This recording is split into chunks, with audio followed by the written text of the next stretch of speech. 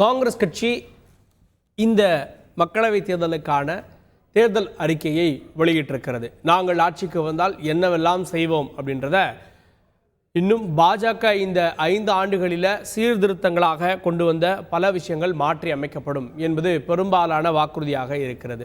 குறிப்பாக காஷ்மீருக்கு மீண்டும் முழு மாநில அந்தஸ்து வழங்கப்படும், ஜிஎஸ்டியில் திருத்தம், ரயிலில் பயணிக்கக்கூட முதியோர்களுக்கு அவர்களுக்கான இந்த கட்டண தள்ளுபடி மீண்டும் வழங்கப்படும், அதே போல் அக்னிபத் திட்டம் ரத்து செய்யப்படும் அப்படின்னு பாஜக கொண்டு வந்த பல விஷயங்கள் மீண்டும் பழைய நிலைக்கு திரும்பும் அப்படின்றதோடு சேர்ந்து வேலை வாய்ப்புகள் 5 உத்தரவாதங்களில் முக்கியமாக வேலை வாய்ப்பு, குறிப்பாக மகாலட்சுமி திட்டம் அப்படின்ற பெயரில் ஏழை பெண்களுக்கு 1 லட்சம் ரூபாய் வருடந்தோறும் வழங்கக்கூடிய திட்டம், வேலைவாய்ப்புக்கு பயிற்சியை பெற்று அவர்களுக்கு அதன் மூலமாக மாதந்தோறும் வருவாய் பெறக்கூடிய திட்டம், இதெல்லாம் முக்கிய அம்சங்களாக இருக்கிறது. தொடர்ந்து செய்தியாளர் ராஜா கூடுதல் விவரத்தோடு இணைகிறார். ராஜா, இந்த தேர்தல் அறிக்கையில் மிக முக்கியமான அம்சங்கள் எவை?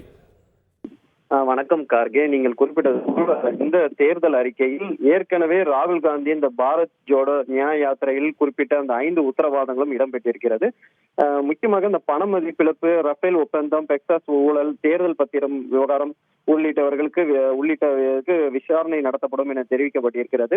மூத்த குடிமக்கள், விதவைகள், ஊனமற்றோர் போன்றவர்களுக்கு தேசிய உதவித்தொகை தற்போது 200 முதல் 500 என்று வழங்கப்படுகிறது. அது 1000 அதிகரிக்கப்படும்.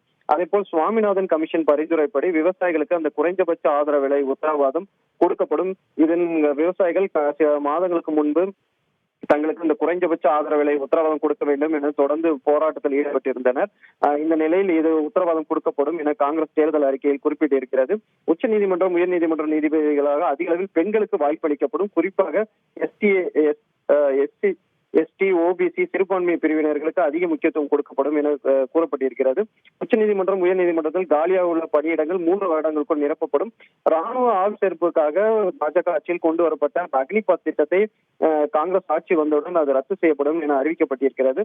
ஆந்திரா மாநிலத்திற்கு சிறப்பு அந்தஸ்து வழங்கப்படும். அதேபோல் புதுச்சேரி மாநிலத்திற்கு முழு அந்தஸ்து வழங்கப்படும் என தெரிவிக்கப்பட்டிருக்கிறது.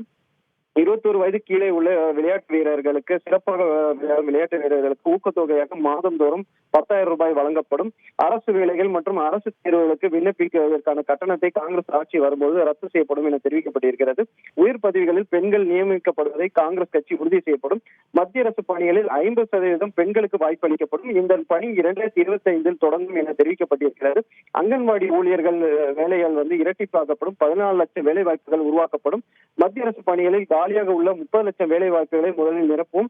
புதுச்சேரி மட்டுமின்றி ஜம்மு காஷ்மீருக்கும் மாநில அந்தஸ்து வழங்கப்படும் என தெரிவிக்கப்பட்டிருக்கிறது. ரயில் பயணிகளில் முதியோர்களுக்கான அந்த கட்டண சலுகை மீண்டும் வழங்கப்படும். மார்ச் 2024 வரை பெறப்பட்ட அனைத்து கல்வி கடன்களும் தள்ளுபடி செய்யப்படும். ஏழைகளுக்கான மருத்துவ காப்பீடு 25 லட்சமாக அதிகரிக்கப்படும். பணியில் இருக்கும் போது தூய்மை பணியாளர்கள் உயிரிழந்தால் அவர்களுக்கு 30 லட்சம் இழப்பீடு வழங்கப்படும். மாநில அரசு தங்கள் விருப்பப்படி மாணவர்கள் சேர்க்கையை நடத்திக் கொள்ளலாம். ஆசிரியர்கள் கற்பிக்கும் வேலைகள் தவிர மற்ற வேலைகளில் ஈடுபடுவதை தடுக்கப்படும். பெண்களுக்கான ஊதியத்தில் பாகுபாடு காட்டுவதை தவிர்க்க ஒரே வேலை ஒரே ஊதியம் திட்டம் அமல்படுத்தப்படும்.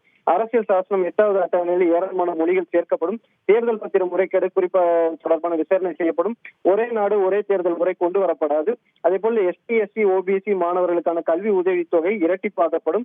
எஸ்டி, எஸ்சி, ஓபிசி பிரிவினர்களுக்கான காலி பணியிடங்கள் ஓராண்டுக்குள் நிரப்பப்படும். இடஒதுக்கீடு உச்சவரம்பு 50% என்பதை உயர்த்த சட்ட திருத்தம் செய்யப்படும். 12ஆம் வகுப்பு வரை கட்டாய கல்வி இலவசமாக வழங்க நடவடிக்கை எடுக்கப்படும்.